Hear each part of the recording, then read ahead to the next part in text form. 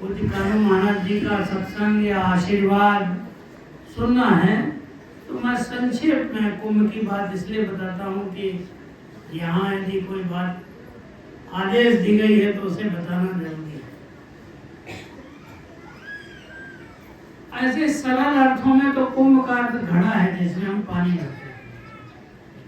कुंभ का सीधा अर्थ तो है एक घड़ा, मटका। अब ये मटके के साथ में कुछ कहानी जुड़ी हुई है, इसलिए हम इसका ज्यादा महत्व जानते हैं कि एक समय पूरी धरती में जीव जंतु ना थे। प्रलय के बाद की बात है। प्रलय होती है हर बार, अभी दीदी भी बता रही थी, संसार बनता है और नष्ट भी हो जाता है। तो प्रलय के बाद सारी सृष्टि में मनुष्य तो थे पर वो दुखी बहुत थे, एक दूसरे को बुरा बोलते थे। हर एक व्यक्ति कहता था मैं देव हूँ, दूसरे दानव राक्षस, सभी ऐसा बोलते थे। तो उस समय उस दुख को दूर करने के लिए समुद्र मंथन हुआ और समुद्र मंथन में अपने झाबुआ में उसकी एक बात सभी घरों में मनाई जाती है।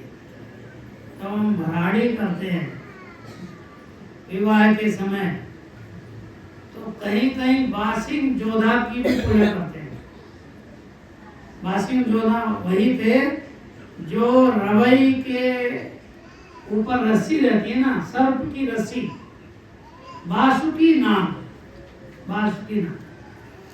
उसकी हम भराड़ी के समय पूजा करते हैं, विवाह के समय करते हैं कि नहीं, बासिंग जोधा।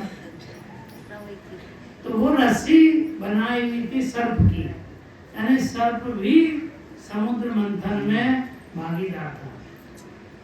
वो रस्सी बनाई थी। पहाड़ मंदराचल पर्वत, मंदर और समुद्र के अंदर था और देव दानव मिलके उस रवई को चला रहे थे। उसमें 14 प्रकार के रत्न निकले। वही रत्न ये सबसे पहले उसमें वृक्ष भी उसमें से निकले। समुद्र सारा ही पानी में था, सब कुछ पानी में था। जानवर, अभी भी जानवर पानी में रहते हैं, लेकिन उसमें से कुछ थल में रहने वाले जानवर आए। उसमें गाय से प्रारंभ हुआ, घोड़े हुए, हाथी हुए, ये सब उस समुद्र मंथन में पानी से थल जीवी बने। पानी में भी रहने हैं, कुछ जमीन पर भी रहते। वृक्ष भी बने जो पानी में भी है और अब जमीन के ऊपर भी है। हमारे बीच में बोली संगीत सुनने के लिए जो शंख ध्वनि है ना, वो भी उसमें से शंख निकला। भगवान श्री कृष्ण भी उस शंख को बजाते थे। सुरक्षा के लिए धनुष भी निकला, सारंग धनुष। भगवान राम का नाम हम लेते हैं, जय श्री राम। वो जिस धनुष से रक्षा करते हैं उस धनुष का नाम सारंग धनुष है, वो भी समुद्र में से निकला। मणि, जिसे बहुत कठोर बोलते हैं, टूटता नहीं है, ऐसी धातु हीरा, वो मणि भी उसमें से निकली समुद्र में से। साक्षात लक्ष्मी निकली उसमें से। ऐसे रत्न निकलते गए और अंत में धन्वंतरी, वो भी एक देवता थे। वो समुद्र मंथन में से एक मटका लेकर जिसमें अमृत भरा हुआ था, उसे लेके निकले। और अमृत जिसके पास रहता है वो अमर रहता है। तो सच बात तो ये है कि वो मिलके काम करने का अमृत था, कि हम लड़के रहें कि मिलके रहें। क्योंकि पहले तो लड़ रहे थे सभी, एक दूसरे के पास नहीं जाते थे। और ब्रह्मा जी ने कहा जाओ सबसे मिलो, तो वो तो राक्षस हैं, राक्षसों से हम कैसे जाएंगे मिलने।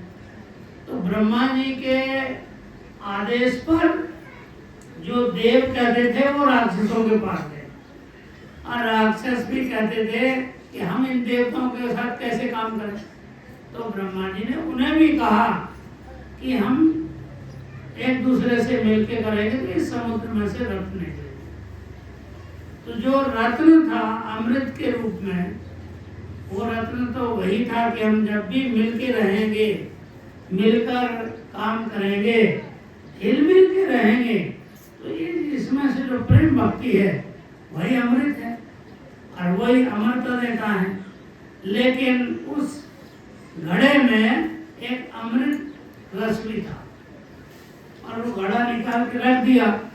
तब अमृत कौन खाए? सबको कहानी मिल गई कि भाई जो इस अमृत को पिएगा वो अमर हो जाएगा, जिसको अमृत नहीं मिलेगा वो मरता रहेगा। तो ऐसे वहां पर झगड़ा हो गया और वो अमृत के कुंभ को पक्षी राज गरुड़ उठा के ले गया ऊपर। तो जो उड़ सकते थे वो ऊपर झगड़ने थे, ऊपर पहुंच के झगड़ने लगे। उस झगड़े में अमृत छीना झपटी में अमृत टपक गया नीचे।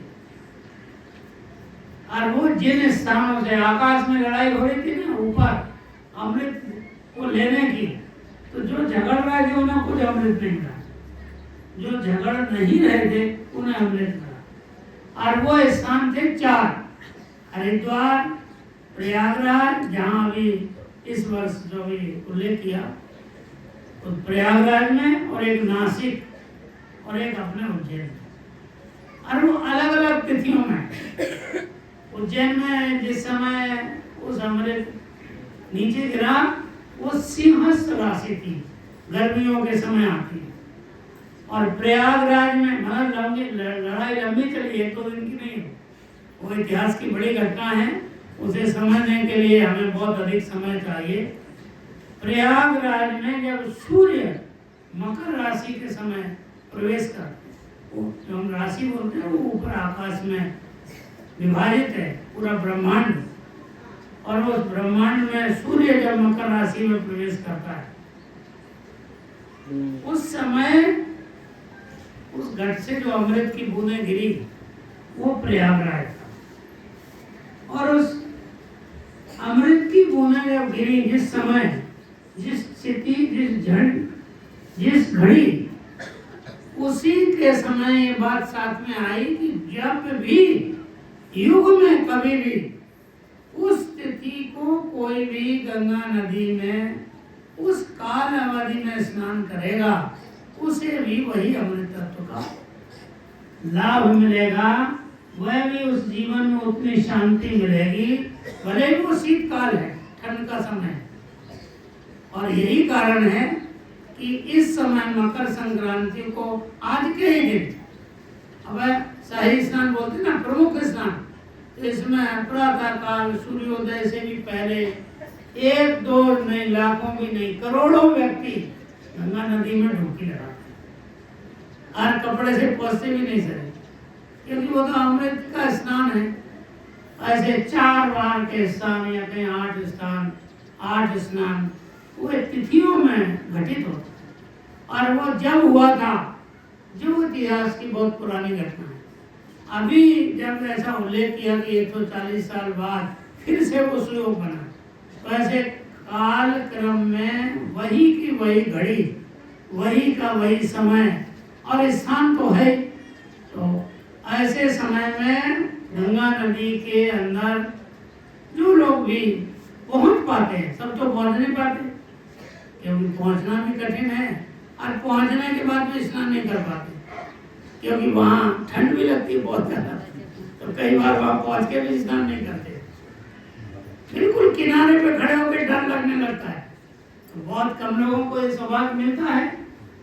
तो ऐसे कुंभ हमारे भारत में 4 स्थानों पर कुंभ का मेला लगता है, इसमें लाखों व्यक्ति 1 महीने तक रहते हैं। तो अभी इस वर्ष प्रयागराज, जहाँ गंगा और यमुना का संगम है, उस स्थान पर अभी से शुरू हो गया है। तो आज के दिन से लेकर 1 महीने 26 तारीख तक वो लगातार चलेगा और उसमें भारत भर के साधु संत उनको उनके जो अपना गुरु परंपरा है वो सब वहाँ इकट्ठे होते हैं। और वो सचमुच बड़ा दर्शनीय स्थल होता है कि भारत को एक नज़र से देखना है, एक दृष्टि से देखना है, तो कुंभ में जाते हैं। साथ सरकार भी व्यवस्था करती है इस वर्ष और ही ज़्यादा अच्छी व्यवस्था करी योगी आदित्यनाथ ने। गंगा नदी में पानी अच्छा होना चाहिए, तो पानी ऊपर टेहरी बांध में रुका हुआ है, गंगा जी का मुख्य धारा जल रुका, उसको छोड़ा गया। अब तो बड़ा निर्मल जल है उसमें, इस समय हर बार जैसा जल नहीं है, अब तो बहुत ही शुद्ध पवित्र नीला रंग का। ऐसे वो साधु संत बताते हैं कि ऐसा उन्होंने अपने जीवन में इतनी सुंदर जल धारा कभी गंगा की देखी ही नहीं, इतनी पवित्रता से इस समय वो बह रही है।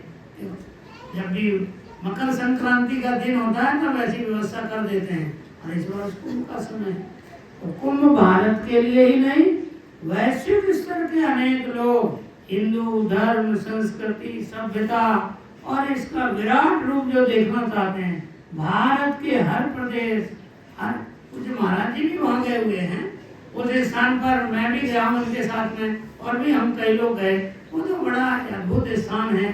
जैसे हम यहाँ पे एक तीर्थ स्थान पर बैठे हुए हैं, ऐसे वो तीर्थराज है। तीर्थराज मांग मकरगत रवि जब होई, तीर्थ पति आव सब कोई।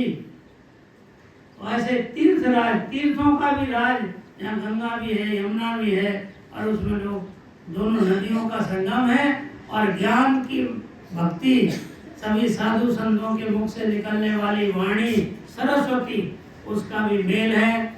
और ऐसे पवित्र संगम पर, त्रिवेणी संगम उसे कहते हैं, उस स्थान पर ये कुंभ का मेला है। और उस कुंभ के अंदर की जो भाव है, हजारों साल पहले समुद्र मंथन से निकले हुए अमृत की बूंदें जिस घड़ी में निकली, वो हर बार घटित होता है, और हर बार लोग उसका पुण्य लाभ प्राप्त करने के लिए वहाँ जाते हैं। हम सबको जब भी अवसर मिले जाना चाहिए। अभी तो 1 महीने चलेगा वो, और बार बार उसके स्नान होंगे, प्रतिदिन होंगे, कुछ विशेष पर्व पर भी होते हैं।